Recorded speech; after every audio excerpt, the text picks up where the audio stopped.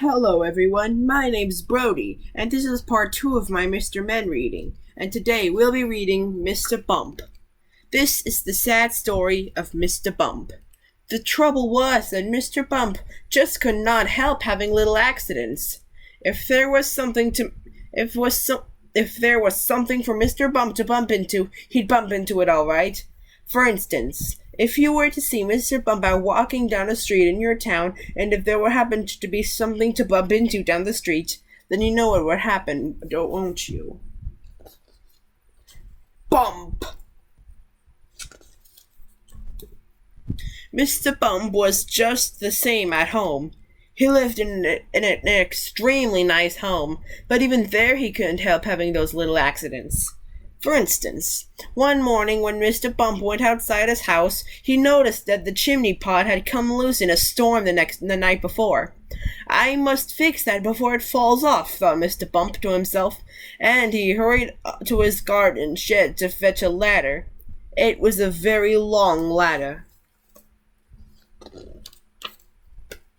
Mr. Bump walked to the garden path with the ladder on his shoulder. He turned the corner of the garden path. Crash went to the living room window. "Oh dear," thought Mr. Bump, and he turned to see what had happened. Crash went the kitchen window behind him. "Oh dear," thought Mr. Bump again, and he rested the ladder against the wall of the house so that he could climb up on the roof to fix the chimney. Crash went the bedroom window. So you can see how Mr. Bump had his little accidents. Mr. Bump had had many jobs, but somehow they never seemed to last very long. As soon as anything got lost or broken or splintered or chipped or snapped or cracked or torn or burst or wrenched or crunched or split or slit, Mr. Bump got the blame.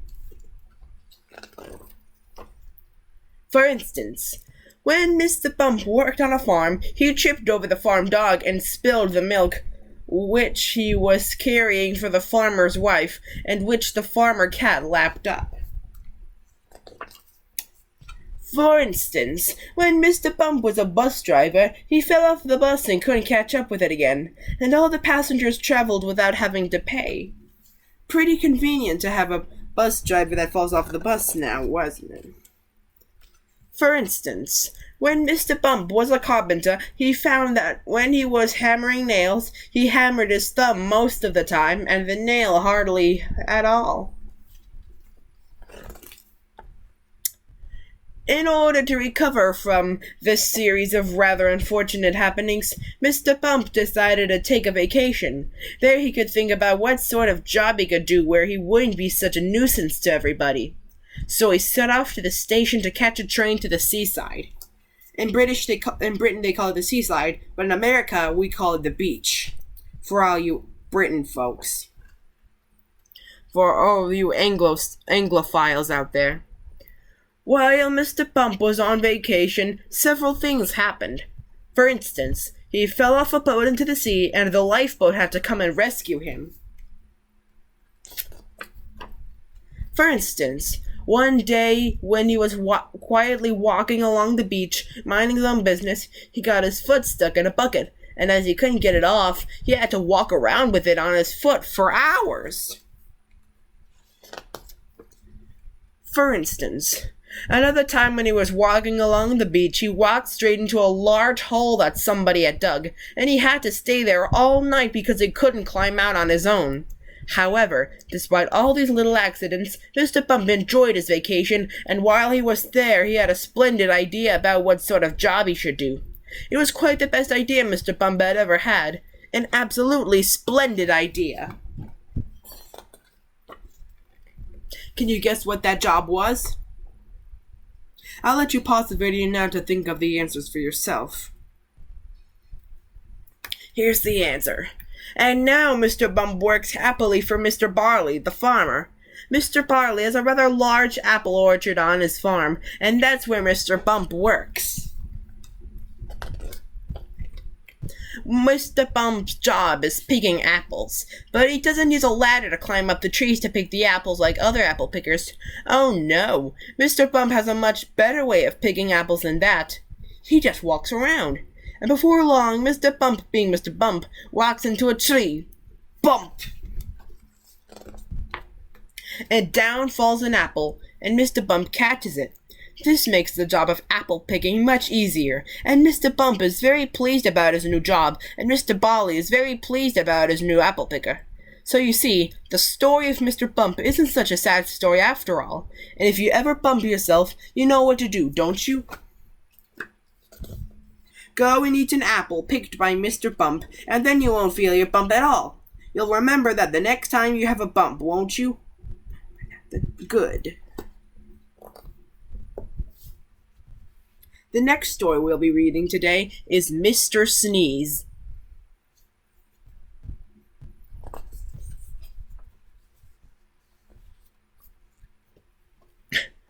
This is Coldland, which is a country somewhere near the North Pole.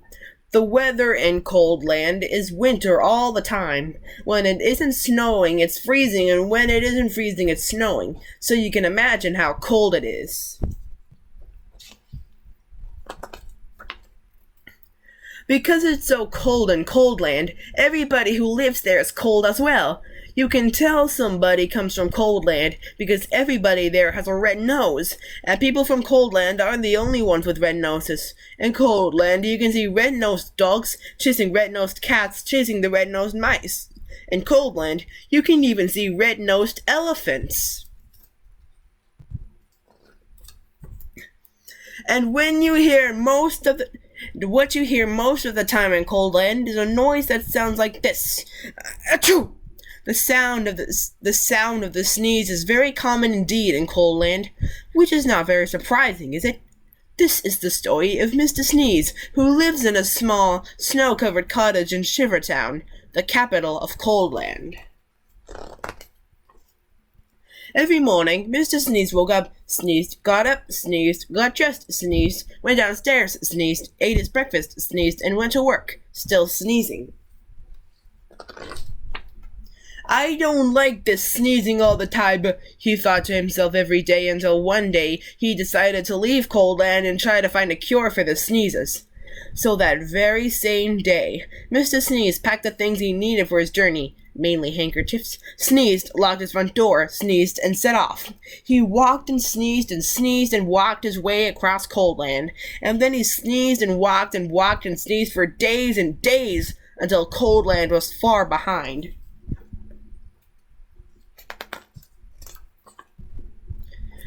And as he walked away from Coldland, he noticed that there was less and less snow, and eventually he walked so far that there was no snow at all. And as he walked, he noticed something else.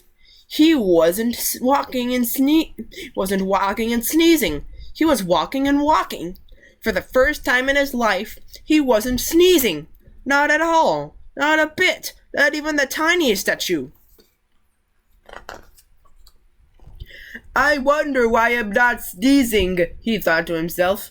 But he must have thought his thoughts out loud to himself, because a voice behind him replied, You're not sneezing because you haven't got a cold. Mr. Sneeze jumped, turned, and there behind him stood a wise old wizard.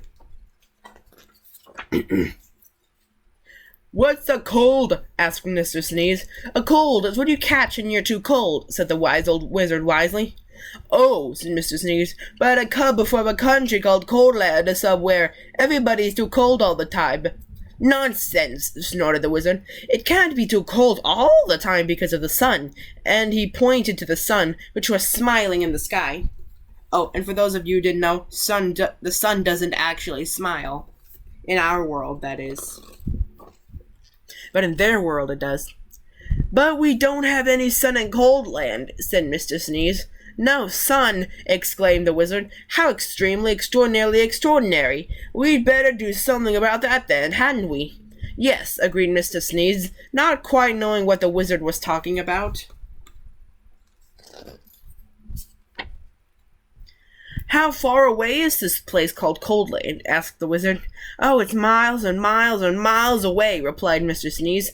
In which direction? Asked the wizard. Mr. Sneeze pointed. Shouldn't take too long, said the wizard, then waved his magic wand and muttered some magic words, which wouldn't be magic if we told you what they were. Let me know in the comments below what you think those magic words were. Whatever those magic words were, they worked. However, you could say before you could say sneeze, both the wizard and Mr. Sneeze were transported to Shivertown, which you will remember is the capital of Coldland. As usual, it was snowing. I say, this is a cold, gloomy place, said the wizard. Achoo! Replied Mr. Sneeze, who had started sneezing again. I bet this reminds you of the Undertale location, Snowdin. Coldland certainly needs some sunshine, said the wizard, and that's going to take some rather special magic. Please hurry up, said Mr. Sneeze, who was rapidly turning into a snowman. Now, said the wizard, ignoring him, I'm going to say some magic words, and I want you to sneeze 3 times immediately afterward. The wise old wizard then held up his magic wand and muttered some more magic words, which again wouldn't be magic if we told you what they were. Achoo! Achoo! Achoo! Sneezed Mr. Sneeze. Then quite suddenly, as if by magic, which indeed it was, the sun came out from behind the big black clouds, and it stopped snowing. There now, said the wizard, that should stop the sneezing. And then, after muttering some more magic words, and without even waiting to say goodbye, he disappeared. Mr. Sneeze just stood there in the sunshine, watching the snow begin to melt. After that, the sun shone every day, and today Coldland isn't anything like it used to be. You can't see the red-nosed dogs chasing the red-nosed cats, chasing the red-nosed mice anymore.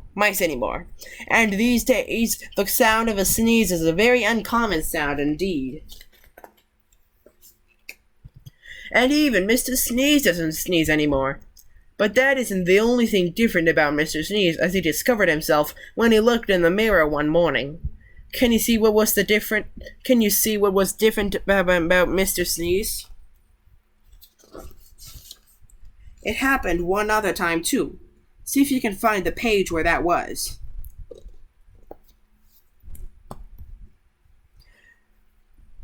I'm going to skip Mr. Snow for Christmas. I'm going to save this book for Christmas. The next Mr. Men book we'll be reading is Mr. Messy.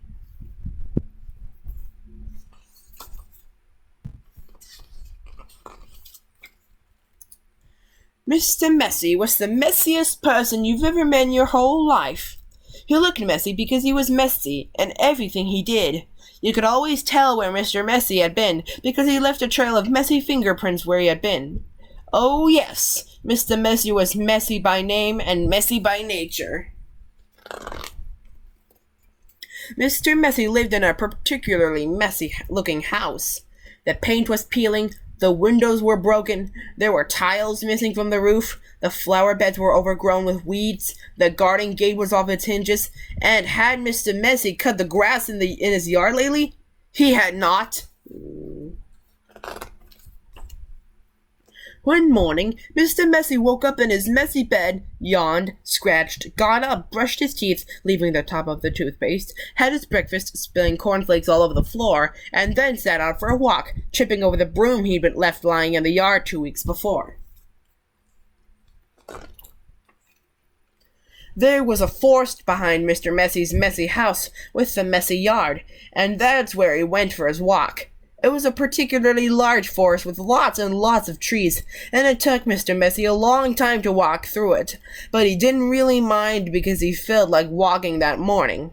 So he walked and walked right through the forest until he came to the other side. And do you know what he found on the other side of the forest? Mr. Messy found the neatest, prettiest looking little cottage that he had ever seen. It had a lovely little yard with a stream running through the middle of it. There was a man in the yard clipping the hedge. He looked up as Mr. Messy approached. "Good morning, I'm Mr. Messy," said Mr. Messy. "I can see that," replied the man, looking him up and down. "I'm Mr. Tidy." "And I'm Mr. Neat," said another man, appearing out of the house. "Tidy and neat," said Mr. Tidy. "Neat and tidy," said Mr. Neat. "We're in business together," explained Mr. Tidy, "and the people who own this house has asked asked us to do some work for them. What sort of work? Asked Mr. Messy. Oh, we make things nice and neat, said Mr. Neat. Tidy things up, added Mr. Tidy. Perhaps we could come along and do some work for you, said Mr. Neat, looking at Mr. Messy, who was looking even messier than usual that particular morning. But I don't want things neat and tidy, said Mr. Messy, looking downright miserable at the thought of it. Nonsense, said Mr. Tidy. Fiddlesticks, said Mr. Neat. But, said Mr. Messy. Come along, said Mr. Neat. Off we go, said Mr. Tidy. But, said Mr. Messy. But nothing, said Mr. Neat, and bundling him into their van, which was parked behind the house, off they went to Mr. Messy's house on the other side of the forest. Good heavens, said Mr. Neat when he saw where Mr. Messy lived. Good gracious me, added Mr. Tidy. This is the messiest house I have ever seen in all my born days, they both said together at the same time. Better do something about it, said Mr. Neat. And before Mr. Messy could open his mouth, the two of them were rushing here and there around Mr. Messy's house. Mr. Neat hoed and mowed and pruned and snipped and clipped and cleared and dug, and made the yard look neater than it had ever looked before. Mr. Tidy cleaned and primed and rubbed and painted and mended, and made the outside of Mr. Messy's house look tidier than it had ever looked before. Then they both went inside the house. Good heavens, said Mr. Neat for the second time that morning. Good gracious me, said Mr. Tidy for the second time that morning. And then they set about cleaning the house from top to bottom. They brushed and swept and polished and scrubbed, and made the inside of the house look neater and tidier than it had ever looked before. There we are, said Mr. Tidy. All finished, said Mr. Neat. Tidy and neat, said Mr. Tidy. Neat and tidy, said Mr. Neat. Mr. Messy just didn't know what to say. Then they both looked at Mr. Messy. Are you thinking what I'm thinking, Mr. Neat, said Mr. Tidy. Precisely, replied Mr. Tidy. What we're both thinking, they said together to Mr. Messy, is that you look much too messy to live in a neat and tidy house like this. But, said Mr. Messy. But whatever Mr. Messy said was no use, and Mr. Neat and Mr. Tidy whisked him off to the bathroom upstairs. It had been the messiest room in the house, but now, of course, it was neat as a new pin. Then Mr. Neat got hold of one of Mr. Messy's arms, and Mr. Tidy got hold of the other arm, and they picked him up and put him right into the bath. Mr. Messy wasn't used to having baths. Mr. Neat and Mr. Tidy washed and brushed and cleaned and scrubbed and combed Mr. Messy until he didn't look like Mr. Messy at all. In fact, he looked like the opposite of messy. He looked at himself in the mirror. You know what I'm going to have to do now? He asked in a rather fierce voice. Mr. Neat and Mr. Tidy looked worried. What are you going to have to do? They asked Mr. Messy. I'm going to have to change my name, said Mr. Messy. And then he chuckled. And Mr. Neat and Mr. Tidy chuckled. And then Mr. Messy laughed. And Mr. Neat and Mr. Tidy laughed. And then they all laughed together and became the best of friends. And that really is the end of the story. Except to say that if you're a messy sort of person, you might have a visit from two people. And you know what they are called, don't you? And the last but not least book we're reading today is Mr. Topsy Turvy.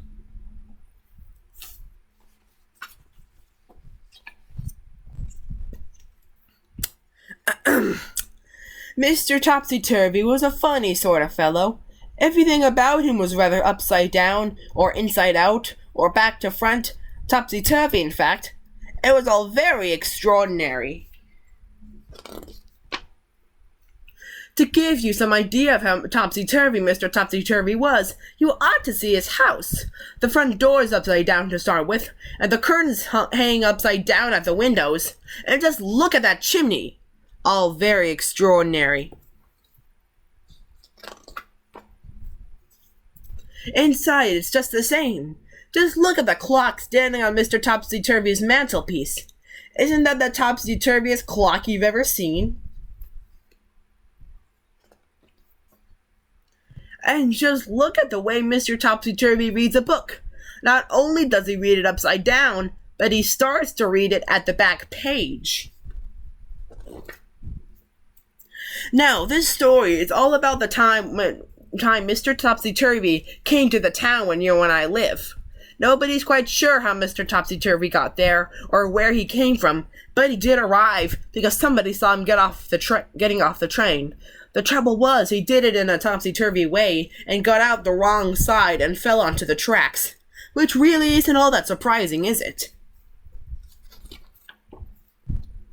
When he'd picked himself up and managed to find his way out of the station, Mr. Topsy-Turvy went to a hotel to find a room to spend the night.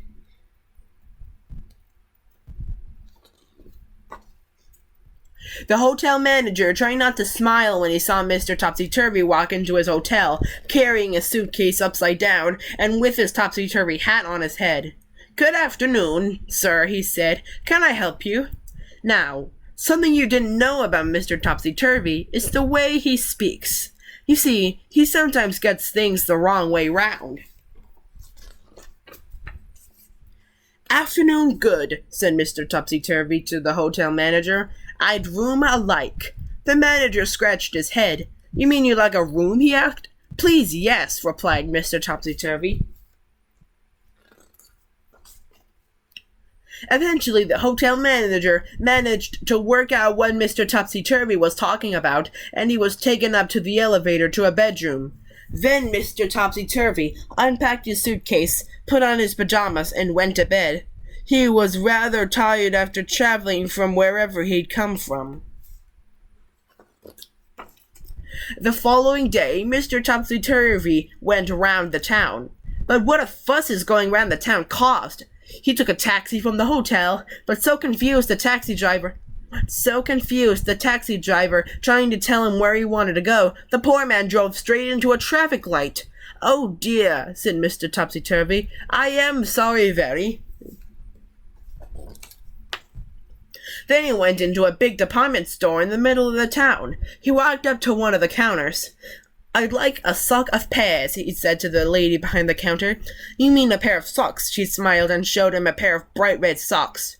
Mr. Topsy-Turvy put them on his hands. Then he tried to leave, but being Mr. Topsy-Turvy, he tried to walk down the up escalator, and all the people who were going up the up escalator all fell over themselves. It was a terrible topsy-turvy jumble. He went to a library and put all the books upside down on the shelves and made everybody extremely angry. And then he went to an art gallery and insisted on hanging all the pictures upside down so that he could look at them properly. And then, after Mr. Topsy-Turvy had been in town for just one day, he disappeared. Nobody knew how he went or where he went, but he certainly went because he wasn't there anymore. The whole town breathed a sigh of relief. But what the town discovered, even though Mr. Topsy-Turvy had left, was that everything was still topsy-turvy. "News that is here," shouted the newscaster instead of saying, "Here is the news." "Morning good," people started saying to each other when they met, and do you how instead of how do you do. Everybody was talking topsy-turvy. Topsy-turvy. Can you think of something to say that's topsy-turvy? Try on, go on, try. When I was saying that was the last book that I was going to be reading today, I was joking. The last book we'll be reading is Mr. Silly.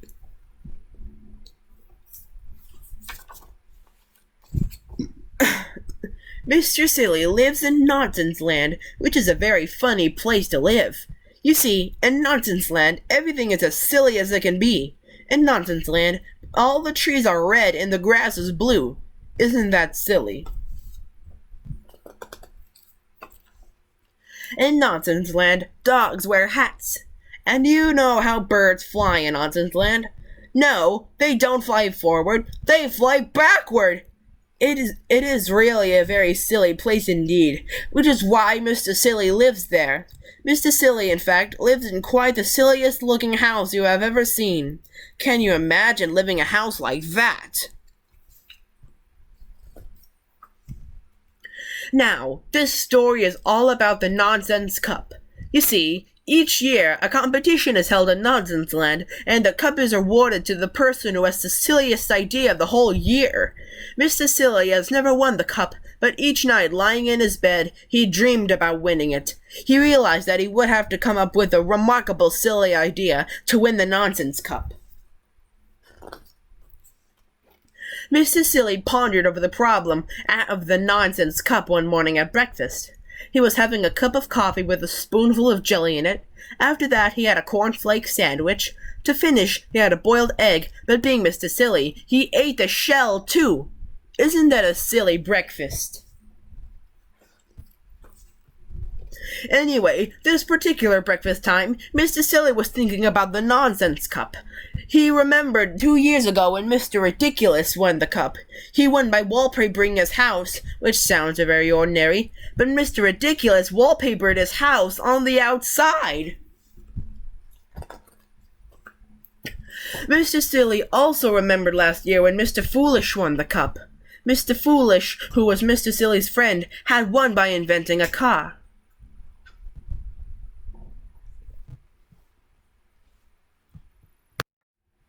Sorry about that. My mom had entered my room and said they had to go to a friend's house for a while.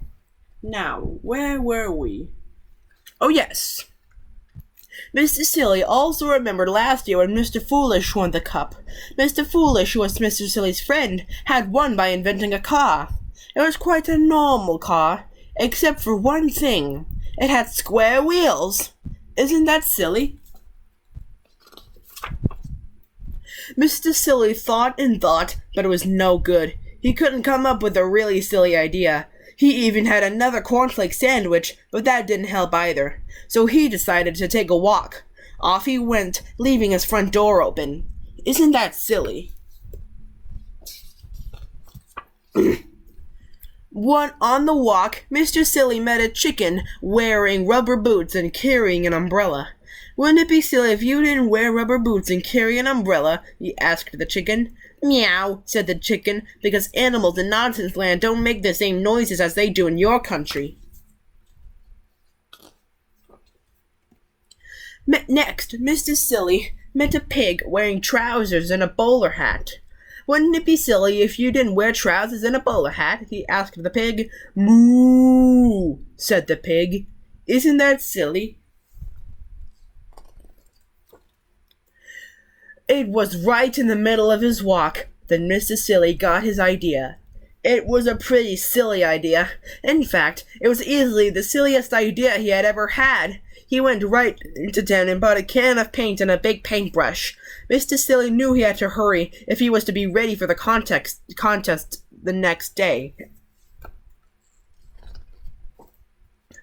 The next day, a huge crowd gathered in the square to see who was going to win the cup. The King of Nonsense Land mounted the special platform and began to speak. Ladies and gentlemen, he said to the crowd, it is my pleasure to award the Nonsense Cup to the person who has the silliest idea of the year. One of the silliest ideas of the year, continued the king, is by Mr. Muddle, the farmer. He has managed to grow a square apple. The crowd clapped as Mr. Muddle held up his square apple for everyone to see. He felt sure he was going to win. However, said the king, we have an even sillier idea. Mr. Muddle's face fell. It was a teapot entered by Miss Nincompoop. It was the silliest teapot there ever was. The crowd broke into thunderous applause. I therefore have great pleasure, announced the king, in presenting the Nonsense Cup to... Just then, he looked up to stopped in astonishment. The king was looking at the tree in the middle of the square. The tree had green leaves, bright green leaves. Not red leaves like all the other trees in Nonsense Land. Green leaves! Who did this? Cried the king. It was me, piped up Mr. Silly. I painted all the leaves green last night when everyone was asleep. Mr. Silly smiled modestly. A green tree? Sounded the king. How silly! Then the king said, This is the silliest idea I have ever seen. Therefore, I award the Nonsense Cup to Mr. Silly. The crowd cheered and cheered. Mr. Silly went pink with pride. And a bird perched high up on the silly green tree said, Woof, and flew off. Backward. Be sure to like, comment, subscribe, and hit the notification bell so that way you won't miss any of my new episodes. This is Brody, signing out.